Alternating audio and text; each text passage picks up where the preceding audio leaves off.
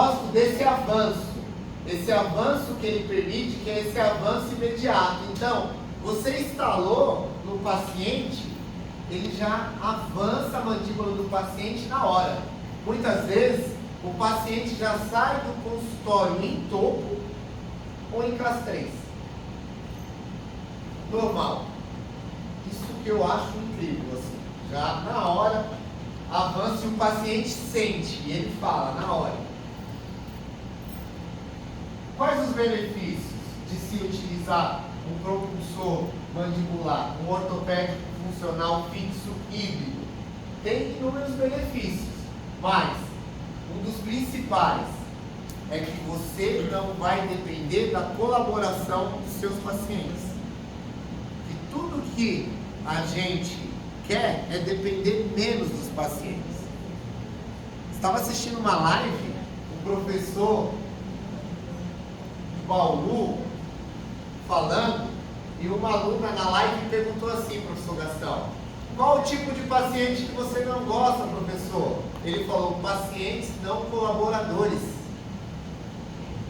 Não adianta, pessoal, todo mundo passa por isso. Então aqui você não depende da colaboração, mas você tem o benefício que é a fixação direta do fio, maior conforto ao paciente, permitindo movimentos de lateralidades, sem ajuste, não depende da colaboração do paciente, rápida instalação, 5 minutos se você não tiver experiência. 5 minutos.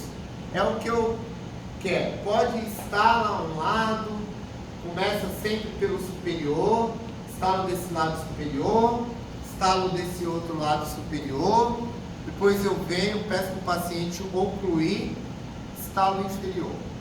Então, assim, 5 minutos, se você quiser fazer pausadamente a instalação do dispositivo. Uma opção também para paciente que chega no consultório e sabe que o tratamento dele é cirúrgico. Aí ele fala assim: doutor Anderson, eu não quero fazer cirurgia ortognática. Tem algum dispositivo, eu já sou adulto, que a gente consegue esse avanço? Aí você olha uma classe 2 completa. Propulsor mandibular. Vamos tentar lá na mecânica? Vamos, então tá bom.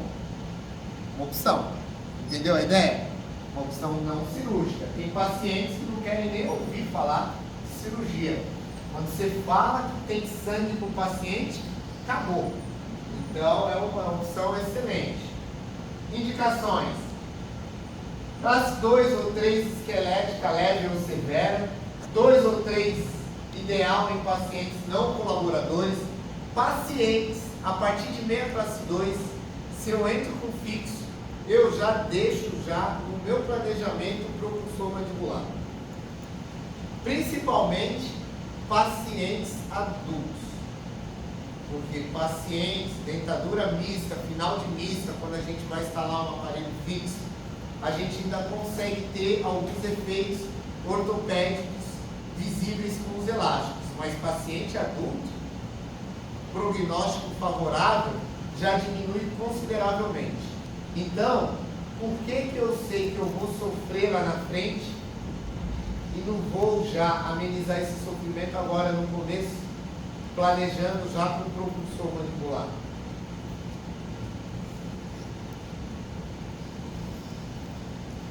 Melhores resultados, como eu falei, esqueléticos são obtidos em pacientes que estão em fase de crescimento. Pacientes adultos, principalmente efeitos de natureza de alveolares.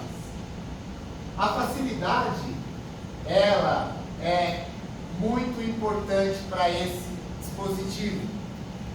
E por que é simples? Só tem 2 tamanhos. 2 tamanhos. O standard, que é padrão, e o small, que é o pequeno. Mas, se vocês quiserem medir antes de solicitar o aparelho, tudo bem. O que eu posso falar para vocês? 99% dos casos é o standard. 1% é o small. Quais casos são com small? Casos que o paciente fez extração de pré. Então, extrair o pré já pede o small. Não tem extração de pré, standard, padrão. Professor, posso medir? Tem alguma regra? Tá. Você quer medir? Paciente em máxima intercuspidação habitual, você vai medir da mesial do tubo do primeiro molar superior até a distal do bracket do canino inferior. Olha só, mesial do tubo do primeiro molar superior até a distal do bracket do canino inferior. Se a medida obtida for igual ou maior que 27, que a grande maioria vai ser, standard. Se for menor do que 27, o paciente tendo os dois premolares, vai ser muito atípico isso, small. Para cada 100 casos que a empresa vende do standard, sai um small. Então, não tem muita probabilidade se o paciente não tiver exo. Para casos de classe 3, do mesmo jeito, vocês vão só mudar aqui distal do bracket canino superior a mesial do tubo inferior. Mesma regra, igual ou maior que 27 milímetros, standard, menor que 27 milímetros, small ou pequeno. Preparação para instalação, minimizar efeitos colaterais.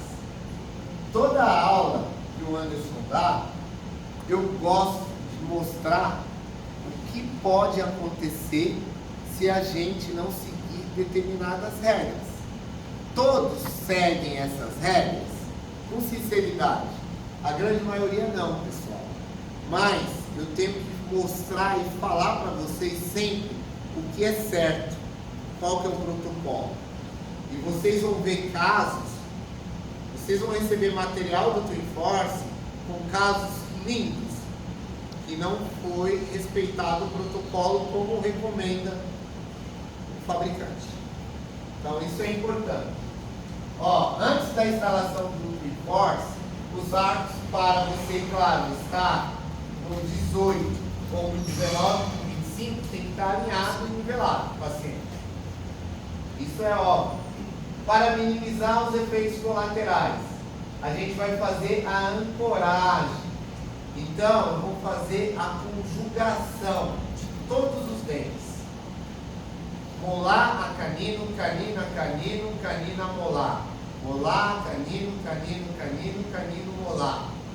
Conjugar todos os dentes, superiores e inferiores, porque eu quero que a força do propulsor seja distribuída sobre todos os dentes, potencializar um reforço na região anterior com elásticos correntes de canino a canino. Sabe por quê, professora? Porque você pode ter, você tem um aparelho instalado assim, concorda? E aqui ele está na distal do canino, o aparelho. Concorda que você tem um vetor de força maior nessa região de canino a canino? E qual que é a resposta colateral? Vestibularização. Então você reforça essa região para você evitar esse efeito colateral de vestibularização ou até mesmo abrir diastema nessa região. Dobra distal. Ó, vou falar, boa, tá vendo? Falando com a professora. Eu vou falar, tem. Você usa muito esse? O TwinForce não. Não, mas você usa muito o professor. Force. Ó, você assistiu essa aula? Você assistiu essa aula? Tá vendo, pessoal? Ela sabe? Você viu? Ela usou forces, é universal a regra. Então, estou falando do TwinForce aqui, mas se você gosta de outro dispositivo, siga também essas dicas, porque é uma regra universal para propulsores. Isso que é importante. Ó, deixar um excesso de fio de 3 milímetros em cada N arco. Esses excessos devem ser dobrados, como a professora falou. Viu só? Nas distais dos tubos, dos primeiros e segundos molares aqui, com finalidade de transferir a força do aparelho para todos os dentes e diminuir os efeitos colaterais.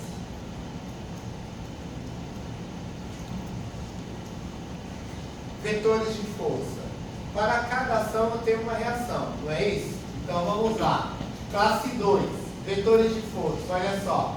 Eu tenho no arco superior uma força paradistal em todos os dentes superiores. Arco inferior, uma força paramesial de todos os dentes. Perceberam que eles estão concorrentes, mas conjugados, ok? Percebeu que o fio está dobrado também, para essa força ser distribuída para todos os dentes. O que pode ocorrer e o que eu gosto de fazer, reforçar a ancoragem nessa região, para evitar uma vesiculação ou uma inclinação, além da dobra. Incluso, posso fazer a dobra? Pode. Mas faz a dobra e ali, 3 a 3, põe um corrente. Sucesso. É uma forcinha constante, pesada me empurrando. Pesada empurrando nessa região. Preparação e mais dicas de como minimizar esses efeitos colaterais. No arco superior, a gente falou do inferior. Vesiculação. No arco superior, em classe 2 também, eu tenho um vetor de força intrusivo de molar, concorda? Intrusivo, de rotação, porque o paciente faz lateralidades desse molar, e vesiculação. Então, como que eu vou minimizar esses efeitos colaterais no molar? Olha só a regrinha aqui, ó. É uma contenção que a gente chama de ancoragem mínima. Qual que é a ancoragem?